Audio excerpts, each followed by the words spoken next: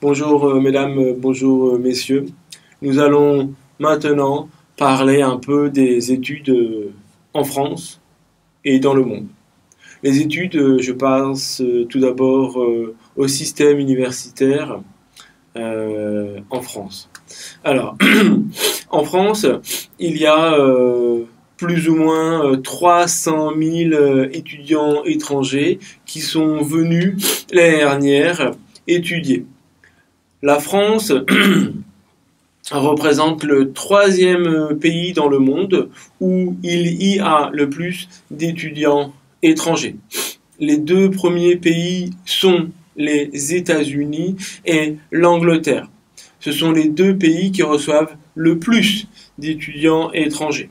Ensuite, vous avez derrière la France des pays comme le Japon, l'Australie et l'Allemagne. Les étudiants étrangers en France viennent majoritairement d'Asie, puis d'Afrique. En France, donc la France attire plus ou moins 7% des étudiants étrangers dans le monde, quand les États-Unis et le Royaume-Uni en attirent environ 20% et 10%. Donc la France se situe en troisième position en termes d'accueil d'étudiants étrangers sur son territoire. La majorité des étudiants étrangers en France vient de ces anciennes colonies et plus particulièrement du Maghreb, de l'Afrique du Nord. Le Maghreb donc constitué par les trois pays que sont la Tunisie, l'Algérie et le Maroc. Donc le premier contingent d'étudiants étrangers en France sont les Marocains. Mais de plus en plus, les Chinois voyagent et vont étudier à l'étranger. Les Chinois sont donc le deuxième contingent d'étudiants étrangers en France. Vous avez ensuite donc l'Algérie et la Tunisie qui envoient le plus d'étudiants en France. Viennent ensuite les étudiants de pays limitrophes, de pays frontaliers autour de la France, l'Allemagne et l'Italie. Par exemple, parmi ces étudiants étrangers qui s'inscrivent en France, il y a environ 12% qui sont originaires du Maroc, environ 10% qui viennent de Chine et un peu moins de 8% qui viennent d'Algérie. Ces étudiants s'inscrivent plus ou moins de manière égale entre les formations en licence et les formations en master. Environ presque 45% en licence, 45% en master et 10% en doctorat. Alors, dans quelle matière ces étudiants s'inscrivent-ils? Ces étudiants s'inscrivent principalement dans les filières de langue, environ 70 000 étudiants. Ensuite, ces étudiants s'inscrivent en sciences, environ 60 000.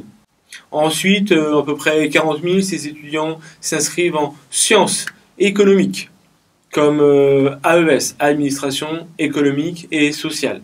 Ensuite, ces étudiants s'inscrivent aussi en droit, en sciences politiques. Et enfin, un peu plus de 10 000 étudiants qui s'inscrivent en médecine. Alors pourquoi la France est le troisième pays où il y a le plus d'étudiants étrangers? On peut penser que les études en France sont de très bonne qualité. On peut penser aussi que le rapport qualité-prix entre les coûts d'inscription, les frais d'études et la qualité des études reçues est très intéressante. En France, il faut aussi savoir que les étudiants étrangers bénéficient exactement des mêmes droits que les étudiants français. Ils peuvent donc payer exactement les mêmes frais d'études.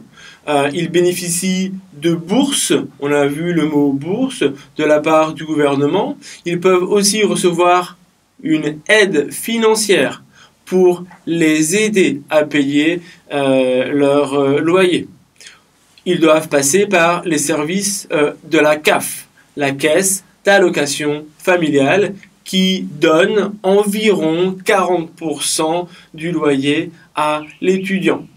La France aussi bénéficie d'un système de transport très intéressant avec beaucoup de réductions pour les étudiants.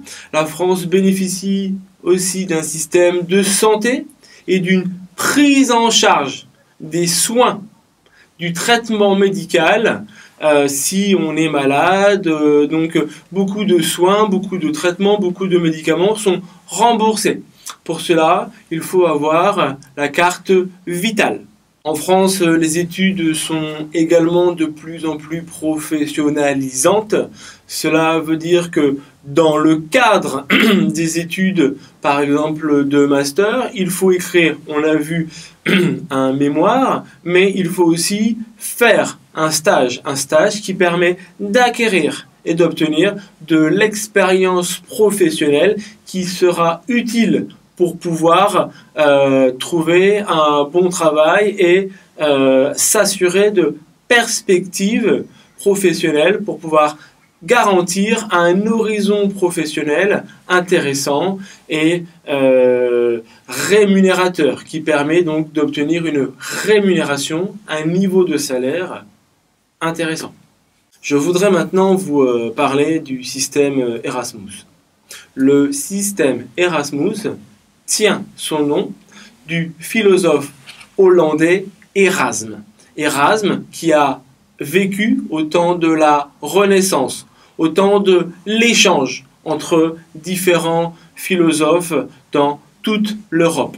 Le système Erasmus permet à un étudiant d'un pays de la communauté européenne d'aller faire une partie de ses études universitaires, une partie de ses études supérieures dans un autre pays de la communauté européenne. C'est donc un système d'échange intra-universitaire entre les universités. Par exemple, un étudiant français va faire ses études, une année de licence, une année de master, dans un autre pays de la communauté européenne, dans une université d'un autre pays. Et un étudiant allemand, par exemple, va venir continuer ses études en France. Le système Erasmus a été rendu célèbre aussi par le film de Cédric Klapisch, L'Auberge espagnole, où on voit des jeunes étudiants de toute l'Europe habiter ensemble dans un appartement, habiter en colocation. Le système Erasmus permet donc de brasser les cultures, permet de rencontrer les gens, les langues et les cultures, permet donc de créer une Union européenne riche et variée et tolérante.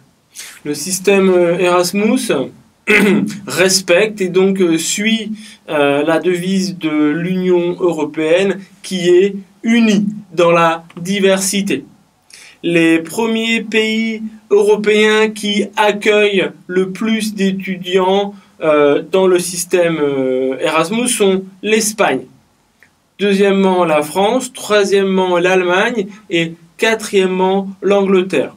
On peut penser qu'il y a beaucoup d'étudiants qui veulent se rendre en Espagne pour la qualité de vie, pour le sens de la fête. Le quatrième pays, l'Angleterre, est le pays qui reçoit plus d'étudiants européens qu'elle n'envoie d'étudiants anglais dans les autres pays. On peut penser que l'Angleterre bénéficie du statut de la langue anglaise que beaucoup de gens veulent apprendre. On a fêté cette année le 25e anniversaire du système Erasmus. L'Union européenne cherche à en faire la promotion, cherche à en faire la publicité, notamment par l'information qui annonce que 1 million de bébés seraient nés par ces échanges intra-universitaires. Donc 1 million de bébés seraient nés de couples mixtes, de couples binationaux. Le système Erasmus, quoi qu'il en soit, permet donc de créer cette Europe de demain qui sera sans doute plurilingue. Les gens parleront plusieurs langues, qu'il sera multiculturel, les gens connaîtront, assimileront et toléreront plusieurs cultures et qui sera donc aussi, on peut penser, pluriethnique. Il y aura plusieurs ethnies, plusieurs nations dans une unité. Au revoir.